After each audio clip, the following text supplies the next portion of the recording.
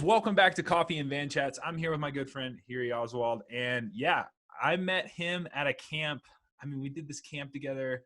It was a like military sports endurance camp, and yeah, we were kind of like the two odd men out because we don't have a military background, but we were both there as like a coach, and he was there as a coach and nutrition guy with Goo. And yeah, we kind of hit it off, and I kind of fell in love with Yuri's story. So I'm glad that he could come on the podcast. So yeah, man, how you doing? Oh, thank you for saying that. Yeah, the U.S. military endurance camp that we went to, that was awesome. That's one of the programs that Goo supports. Super proud to support our vets and current military folks who like to push their endurance limits. So yeah, that was God, that wasn't that long ago, man. Maybe a year ago that we met at camp and did some good miles together. And yeah, it would have been not this year, but last year. So like last year around this time, yeah. Yeah, for sure.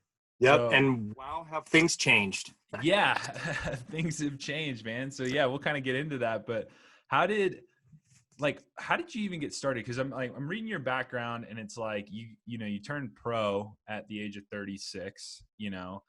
Won Dirty Cans in 2015, but you looking at some of these results from like back in 2003, 24-hour mountain bike national championship, like all kinds of cool stuff. So kind of give us a story of how like you found the bike and why the bike. Yeah. So I didn't find the bike until late in life. I've been an athlete my whole life, but I wouldn't say I was a great athlete. I was a decent athlete. I played all the stick and ball sports growing up, soccer, little league. And then when I went to high school, I went to boarding school. I had the opportunity to pick up a new sport that sort of changed the trajectory of my, not career, but focus at that point. And that was lacrosse. I never seen the sport before, but it looked new and exciting. And it was either play soccer again, something I'd been doing since a very young age, or try something new. And I decided to try something new as a freshman in high school. And that's sort of a good life lesson we could circle back to later, right? This idea of trying new things and taking new challenges, because that's when we grow as people and athletes. So I decided. Well, it's funny that you mentioned it was such a new thing, because like I just looked up, and you're in like the Stevenson Hall of Fame, like high school Hall of Fame. So you must have been really bad at it. horrible. No, so yeah, well, thank you. You've done your homework. I appreciate. I'm flattered, dude. Yes, I was a huge honor to be inducted into my high school's first round Hall of Fame athletes. But I will preface that, or give the disclaimer that I don't think it was my high school accomplishments necessarily that got to the Hall of Fame, maybe, but more so what I've done post high school, college, and then my career on the bike. So as a freshman, I picked up lacrosse, fell in love with it. It was horrible. Did some camps. I came back as a sophomore, and they had tryouts for the varsity team, and I had no business trying out for varsity. I mean, I was a bench warmer as a freshman, but I could run. And they had this weird like criteria that if you could break 6 minutes in the mile, that you could have a tryout for varsity. So me and my buddy were like, dude, we are breaking 6 minutes so we can have a tryout for varsity. And I think I did like a 5:41, which is not that fast. Yeah. But it got us that tryout for varsity. And lo and behold, we made the team. I was a third string midfielder. He played attack.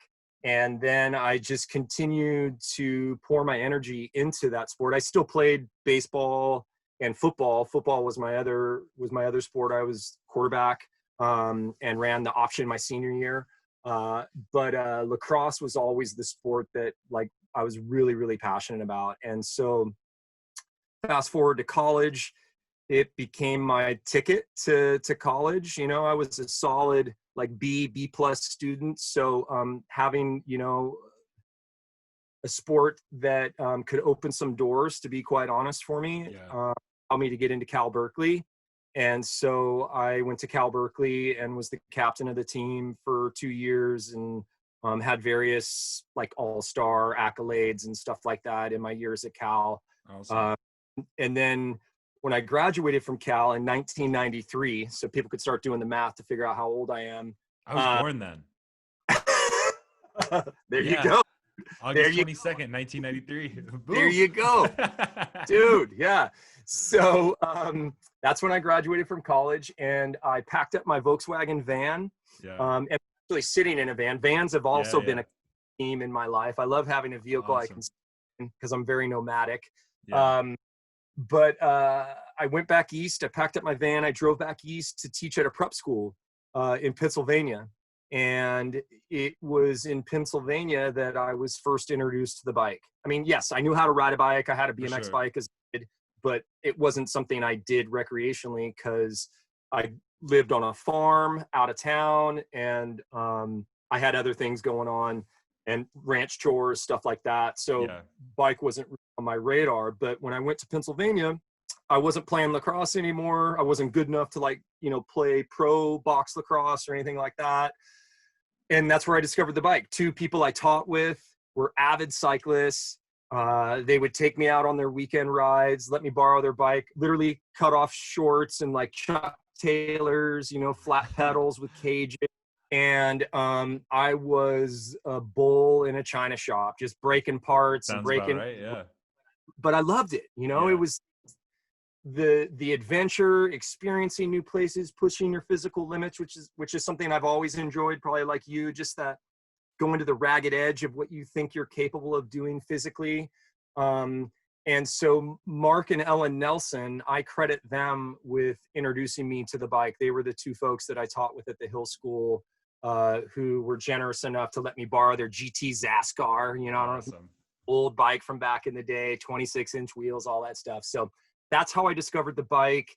And that was in probably 94. Yeah. And well, I'll let you ask another question. We can circle around on all sorts. No, that's awesome. So I kind of just thinking about, well, one, you packed up this Volkswagen van in 93. And now you're in a current van. So tell us a little bit about the van that you're currently in and it's set up. So I'll put a link in the description below, guys. Yes. There's a video from Bike Rumor that did the whole van tour and this whole cool thing. But if you're listening, kind of give us a breakdown of what van you're in. Oh man, this is my pride and joy. This is the best van I've ever had in my life. And I've had probably, 5 or 6 Volkswagen vans. I've had the 40 Econoline van, the one parked down by the river that I to live in, all that stuff. So I'm currently in a 2019 Mercedes van that was done on Sync vans out of Idaho. And you guys can kind of get a sense of, I haven't even unloaded my bikes from our last little trip. So I've got bikes underneath. We can put bikes on bed up there, cabinets. We've got, a sink. We've got a plug-in fridge down here, a Dometic. And a Goal Zero batteries, so my wife and I can be off the grid for 3 or 4 days. It's wired for solar, but we haven't hooked it up yet. Yeah, I haven't gone the solar route either yet. I really want to, because you go on one, so you get the van, right, and you're just I don't need I got 2 days of electricity. I don't need it, and then you go out on a trip and you're just shit, I need solar. Solar. Yep. Yeah, that's why we have it wired to put panels up top when we get to that place. But right now, we can go, almost 4 days with a fridge running, with, a sink that runs that, with a shower out the back. So really, really convenient. So we got this about a year ago. We had to wait a year to get it. There's such a backlog for these Sync vans out of Idaho. They just do a really good job with dialing in. They have 4 or 5 sort of base models that they use to plug and play for folks, and it keeps costs down. But yeah, check them out. Sync vans. Vans. Yeah. We're stoked.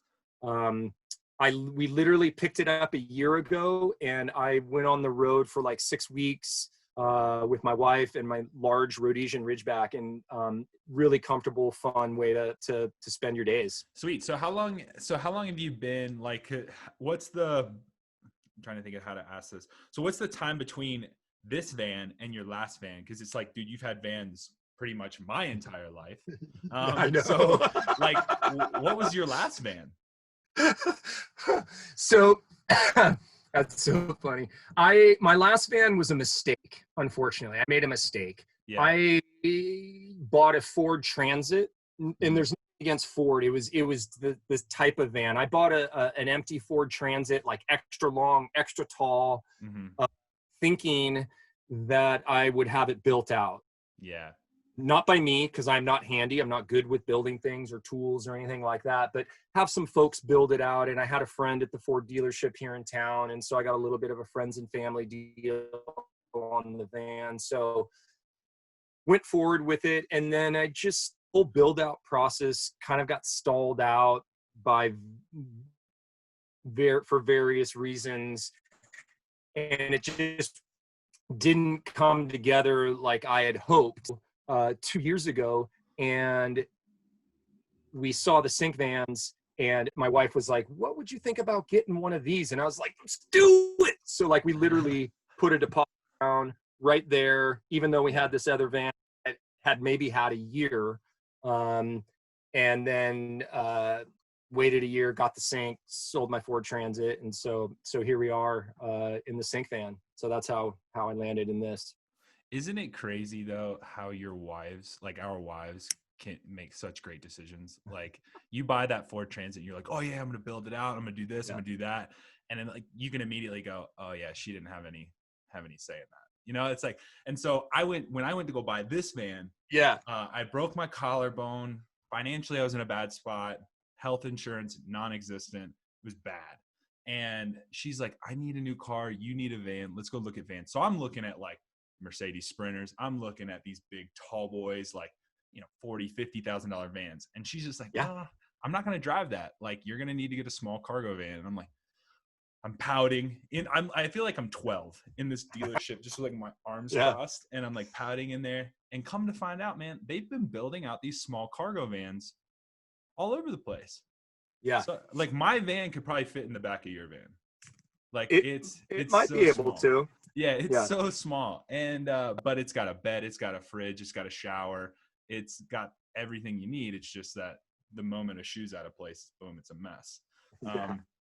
But yeah, it's really inspirational just to hear you know, we gotta love our wives, man. Love our partners. Well, so here's the real story too around this van. So I had the Ford Transit, and Sync Vans was they were one of the sponsors of Rebecca's Private Idaho, and they had all these vans out on display. Yeah. And I've been trying to figure out a way to gently get Vanessa over there to look them out, like in the back of my head, hoping she would want to, throw down and get one of these new ones, even though we had a perfectly good van. And so when we went over there and started looking at them, and like in the back of the head the whole time, I was like, God, I hope she says something about let's get one of these. And then when she was like, well, what do you think about? And I was like, yes. I was just asking you where you wanted to eat lunch here. I know. Cool. I'll wait for the next time. Yeah, no, totally. But it was like, she was like, what do you think about this? I'm like, I'm in. Let's do it. That's awesome. Yeah, God bless our wives. Yeah. No, that's super cool, man.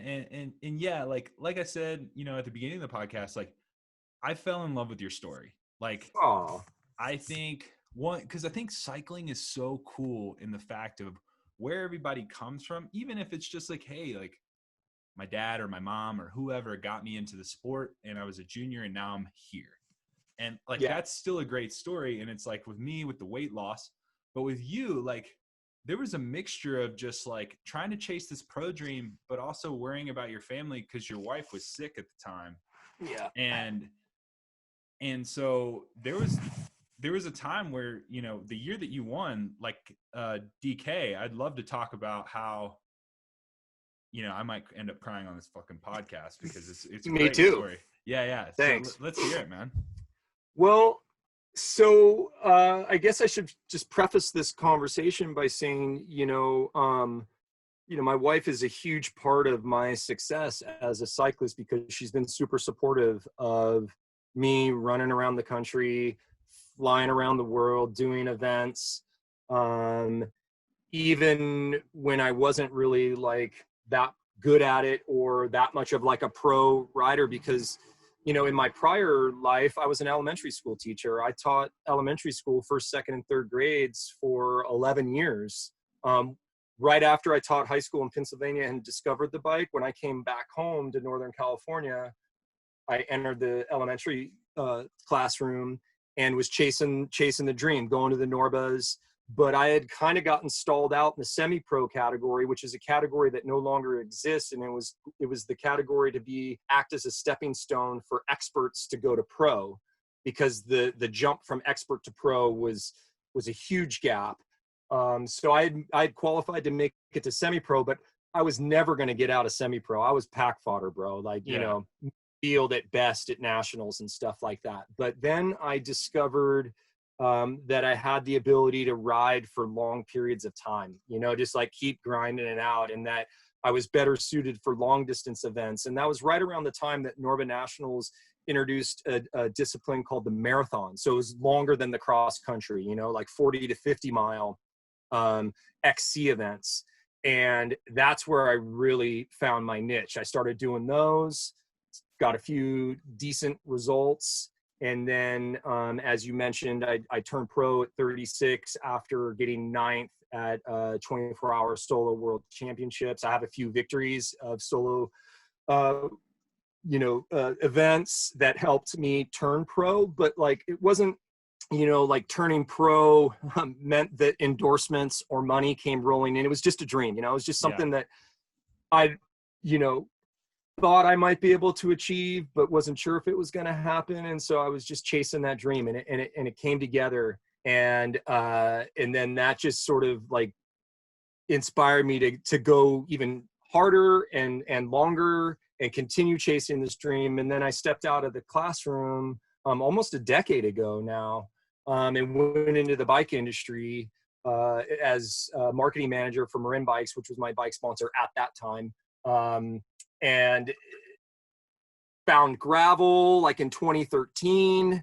That was my first DK. I went out there. I was working for GU at that point, and we were a sponsor. I'd never done a gravel race before. I didn't even really know what gravel was. I did it on my cyclocross bike on 35s. And I fell in love with the event, the place, the people, the community was amazing.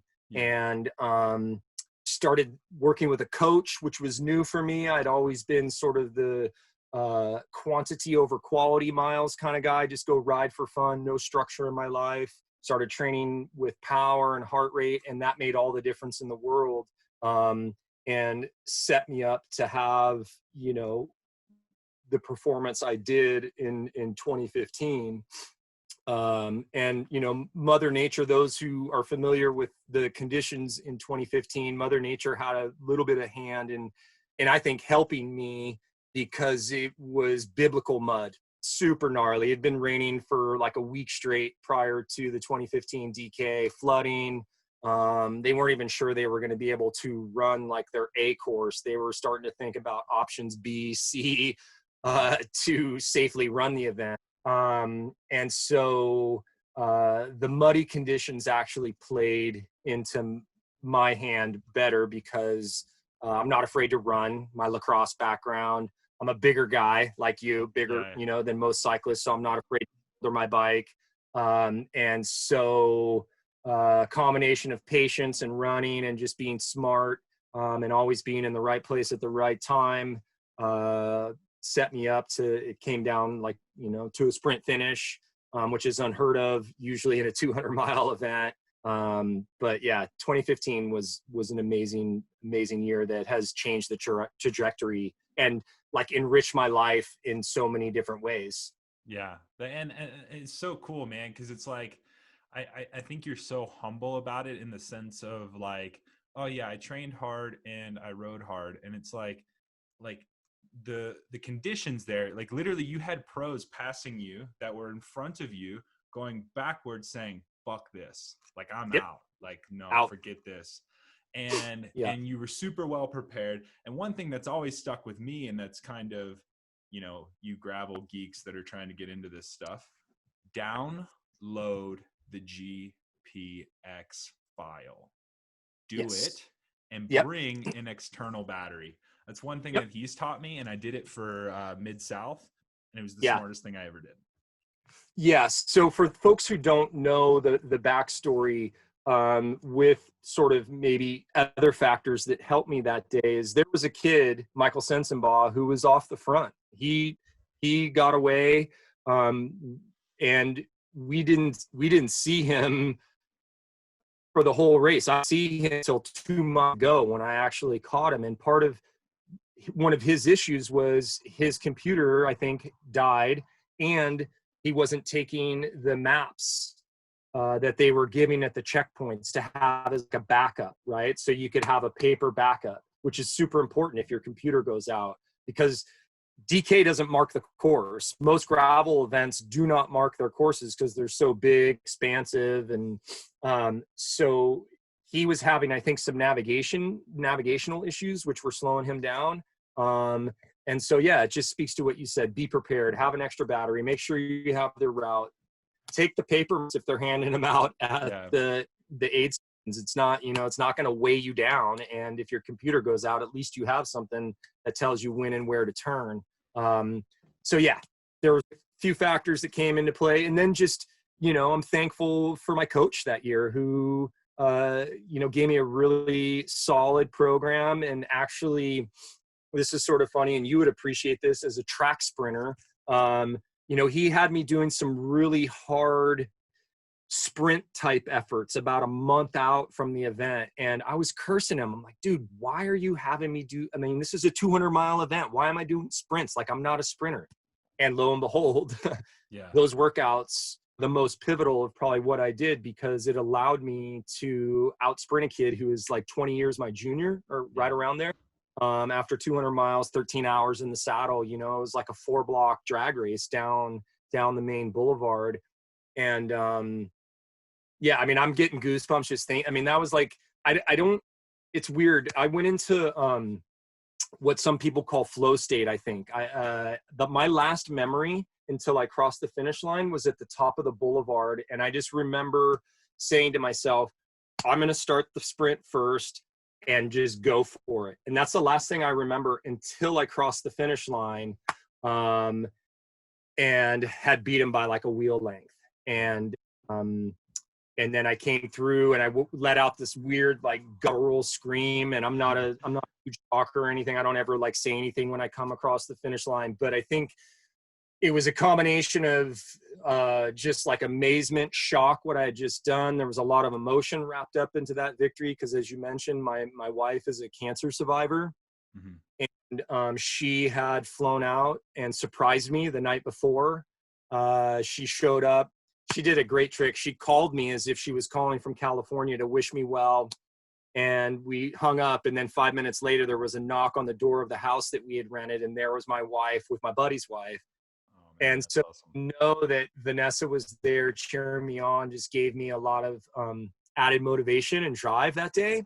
And I hadn't seen her until the mile 150, I think it was Cottonwood aid station, and she was there, and I came into that aid in second place. I came in second and third. I rode in with a kid, and I was like, hey, if I'm going to be super quick in this pit, like, if you want to continue, we had been working together like the last 50 miles. I was like, if you want to work together, you got to be super quick, because I'm going to be in and out. And he wasn't quick enough to get in and out. And I rolled out solo, my wife chasing me out of town. And what I didn't know, which is I'm glad I didn't, is that the first place had 20 minutes on me with 50 miles to go, and I'm glad I didn't know that, because it might have sort of crushed my drive a bit. Yeah. But leaving Cottonwood, I just settled into like a power zone that I knew I could hold for a long period of time. And I knew those last 50 miles really well. And I was just stoked to be riding in second place. You know what I mean? That was a win for me. And so then the kid with 2 miles to go was a complete shocker. And then to win it was just, I can't explain how like monumental it was for me on so many different levels. Yeah. As a 40-year-old too. So yeah. Not that age is a big thing. No. But that's what I think is so great. Everybody does think age is a big thing. I'm going to have, I would like to think that the majority of my listeners can end up around your age, and they're thinking to themselves like, wow, I wish I could do that. You just fucking did that. Can. Yeah. You know what I mean? Yeah. And it's doable. And with the right support system, with the right drive, I think anything's kind of achievable in that sense. And it's kind of cool to kind of see that and hear that. I mean, dude, I mean, you're killing it. You're crushing it right now as far well, as like thanks. that goes. But, you know, it also helps, John, that, you know, I've been doing this for 20 plus years now. So I have those years of residual fitness too. So that coupled with work, you know, having my coach really dial in my plan and, you know, a little bit of luck maybe on my side too. It all just played out. Sure. And so, yeah. Yeah. And it's cool. Cause like I was talking to Jake Stittler yesterday. I don't know if you know him, but he works with Floyd Leadville, you know, pro cyclist, had a great cycling career. And yeah, he just had some bad luck, got hit by a car, you know, and it ended, career ending, boom, done, over. So I think there's a mixture of just like hard work, drive, and some luck thrown in there.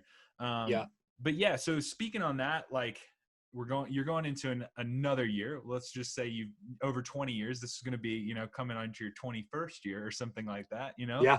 What was the goals this year coming into the season? And yeah, how has that been? How has COVID kind of just fucked all that up, and how are you making the best of it? Yeah. So, you know, for full transparency, I would say after the 2018, I think 2018 was DKXL. Yeah, that was the first year of DKXL, which I was invited to do the inaugural version of the 350-mile event.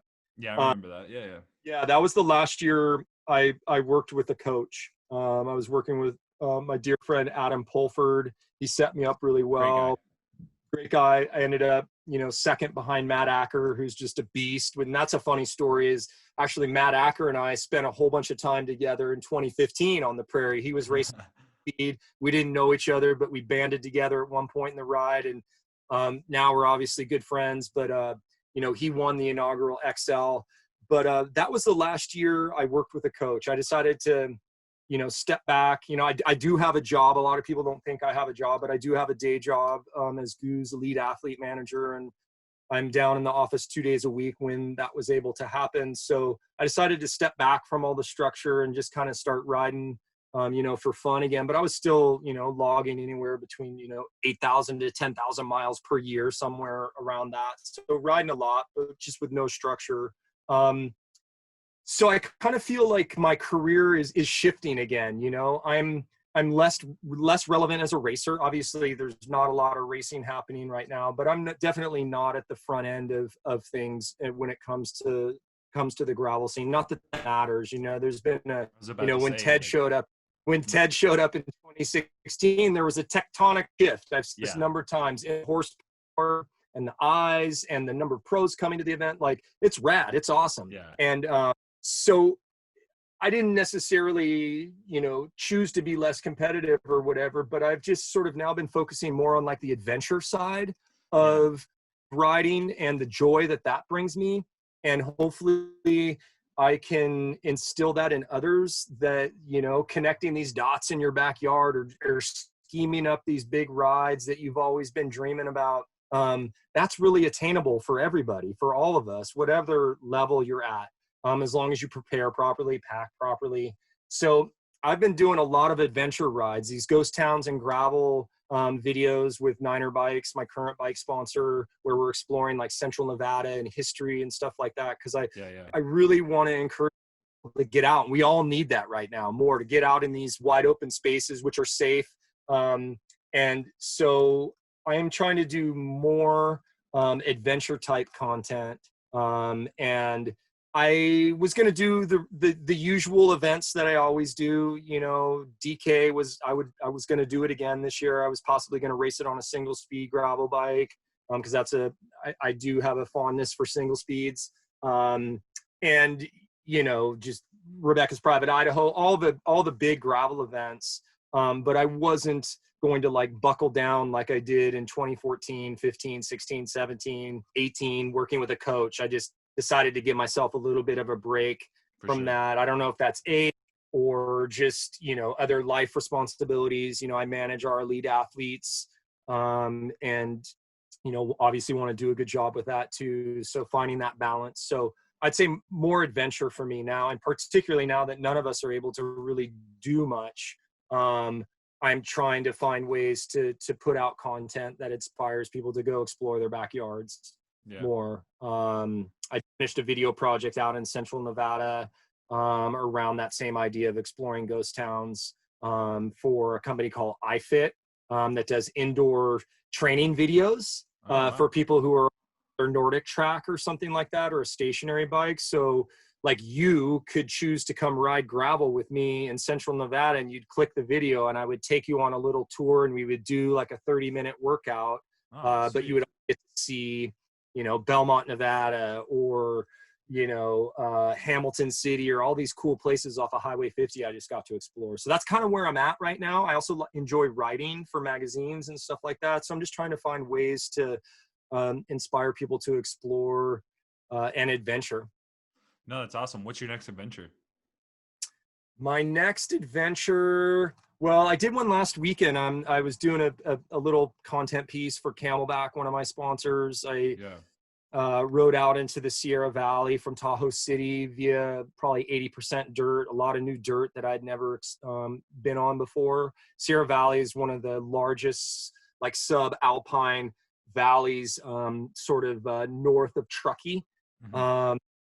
They call it like the Lost Sierra. It's where Grinduro happens, Lost and Found. And it's also, you know, up in that region where the Downeyville Classic, a real, you know, old school classic mountain bike race, which I've done for 20 plus years too. So really rad zone. So that was my most recent adventure. I'll probably be going back out there again to do some stuff. And then maybe when we can travel, heading back to Iceland to do a video project there. One of my Alf is in Iceland, and I've been to Iceland. I did their first event, the Rift, that happened last year. So yeah, just stuff like that's like one of the coolest events.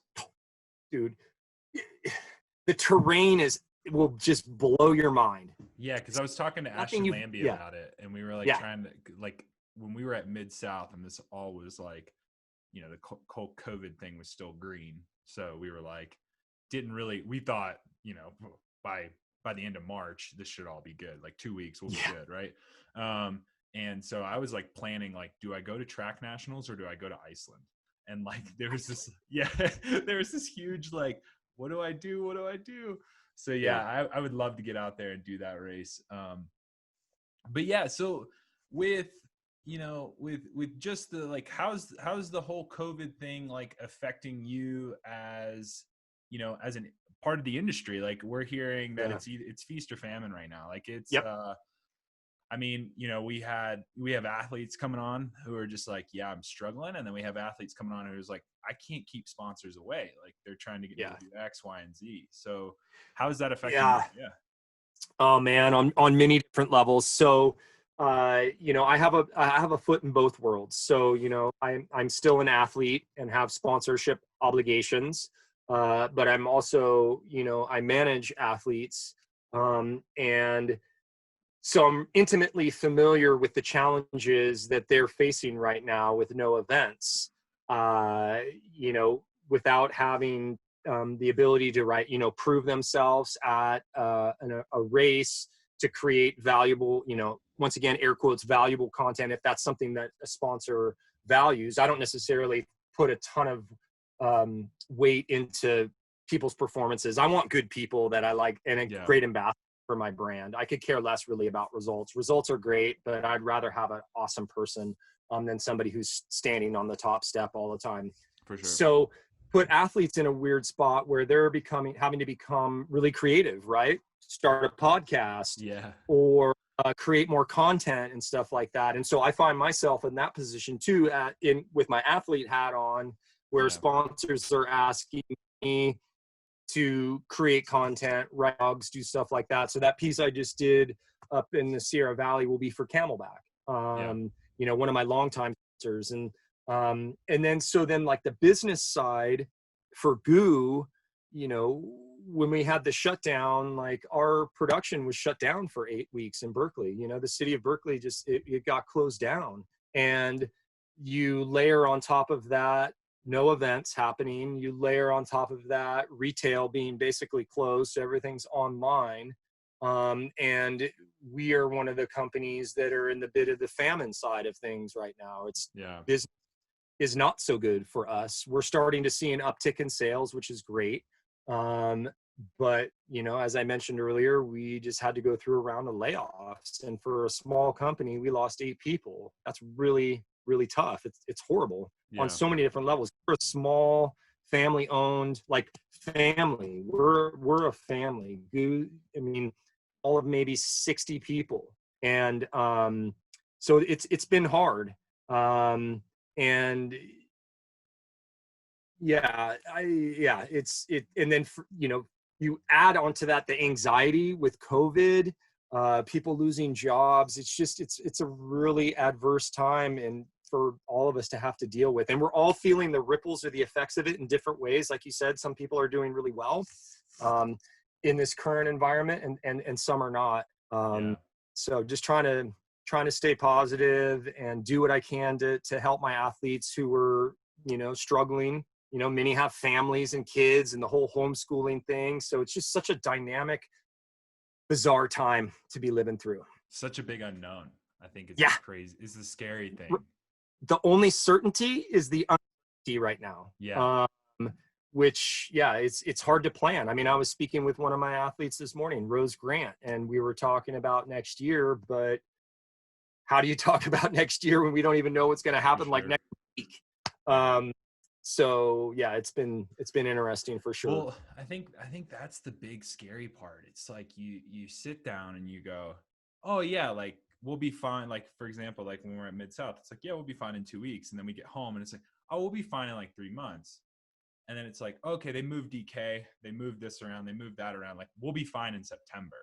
And now it's like, people are like, whoa, we're not getting to September either. And then, so it's like, okay, we'll be good in January. And so now we've said you'd be good like 8 times at this point. And so it's hard to go, we'll be good in January. And so, trying to get these things going, it's just like, what do we do? Like, what are we gonna do? So, I mean, a couple things. I think the Olympics moving to next year was the canary in the coal mine, right? They foresaw this lasting longer. The fact that Ironman, right, just canceled World Championships in Kona in February, unfortunately, and I would love to be super positive like you, right, and be like, to get through this. But I'm not going to go into the politics of it, but we're just not seeing the leadership there to help get through this, unfortunately. And so I do think we're going to be dealing with this for a lot longer than we had ever imagined in our worst nightmares. But I guess some silver lining is we are seeing some events get creative, right, with how they stage, with COVID mitigations put into place, right? The Telluride 100 is going to be happening, I think, in 2 weeks or a week. Keegan Swinson and Aaron Huck, two GU athletes, will be at that. A time trial starts, stuff like that, remote, reg pickup. They're trying to put all these safety precautions in place to make it safe for the athletes. But that's the exception right now. So like you were saying, who knows what's going to happen as we look to 2021. I'm not making any plans, to be honest. It'll most likely change. That's a good idea. I mean, I think we're all kind of just like go with the flow, and just because I mean, for a guy like me, who just started a team this year, and pitched to some of these people like, hey, this is what we're doing this year, and this is why it's going to be really cool. What do you do for them for next year? It's kind of like, it's funny because everybody's like thinking on the athlete side of things of like, well, they need to have their team spot for next year. Well, what about the money that the sponsor invested for that 1 year? How are they going to invest it for the second year? And it's like, well, they didn't have to use it. Well, yeah, kinda, they did. Like, it depends on the sponsor, right? And so it's interesting to think from an athlete, from a sponsor, from an event promoter, having, Michael Marks on here, having, Mark Sekowitz on here as well. Like those guys, like chatting with them and hearing the stories of like, I need refunds, I need this, I need X, I need Y. And it's like, guys, we are athletes, but we're also like, we have to invest in these events. We have to invest in these sponsors if we want them to stay. Yeah. Because if we don't, they're gone. And then we have no sponsors because there's no event to go to, and we have no event to go to because we have no sponsor. And so I really, like, I don't know how many times I can get that across on this podcast, but if you help the sponsor and help the race promoter, and when this stuff goes away, you'll be shocked at the cool things that can maybe happen. That's just my 2 cents. For sure. And I would imagine that you had an in-depth conversation with Michael Marks about his program, right, to try to help promoters who are hurting, because there's frightening stats out there, right? He has like a grant program that he's been promoting. There's some frightening stats out there that, like, 70 to 80% of events, if they don't get some sort of help, could go away. Which is horrible. You have promoters like Mark Sakowitz and Rebecca Rush, all these people, who have invested so much into their events, and then COVID has just sort of blown it all up and brought a lot of things into question. It's a really difficult time for sure. Well, Dave Sheik and Amanda Newman were launching their event this year, and it boom, halt. Like, and I don't know them super well, but I know them well enough to know that it's not like that can't be super easy for them, No, time and all I was super bummed to see that. Amanda and I are teammates on Niner. I've known Amanda. She actually won DK the year I won. She's won it twice. But for folks who don't know, they just released, she and Dave and their other teammate just released a really cool video about what bikes can do for folks as far as bringing our community together that doesn't necessarily involve racing. I'll make sure I get you the link. I just put it out on my Twitter yesterday because she sent me the link. But it's a really inspiring video that they put together. So check it out. Awesome. Yeah. And that's super cool, man. And like, the last thing I want to do is end on a super sour note, but yeah, just one more thing. I kind of, I've heard people been asked these questions of like, what's one thing that they've needed in quarantine? Like, what's one thing that you've really realized? If there's anything that I've realized in quarantine, is that I've always been quarantined. Like as a cyclist, it's like, because you come from home, but like, what's 1 to 2 things that you're like, I need in quarantine? And you can leave the bike out of it. We get the bike thing, but like, what's one odd thing? Well, I don't think it's an odd thing, but I need my community, dude. Yeah, that's awesome. I miss human interaction. Not that I'm not.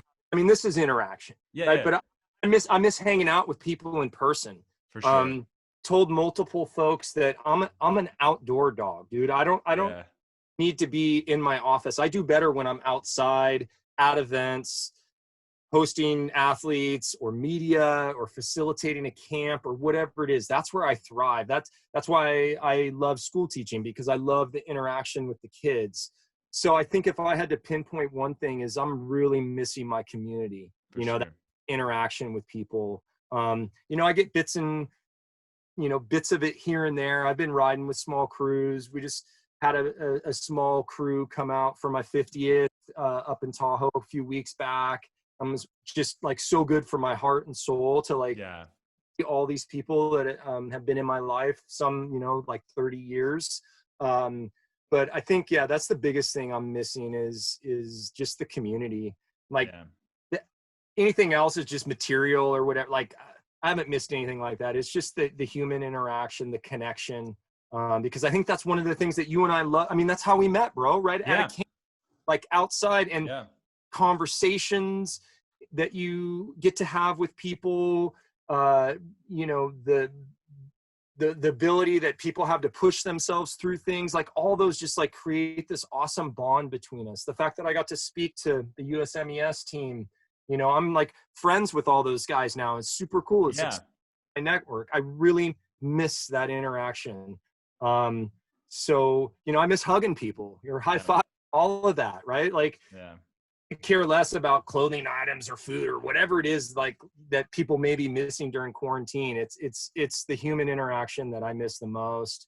So, No, that's beautiful, man. And that's true. It rings true. It's definitely something that I miss because, you know, we were having the conversation the other day where it's like the one thing that I love about doing this is the people that you meet throughout it. And a lot of people are like, oh, well, you get this and you have this sponsor and you work with this company. And it's like all those sponsors, all those companies that I work with, that all started off of, hey man, what's going on? And then you A find relationship.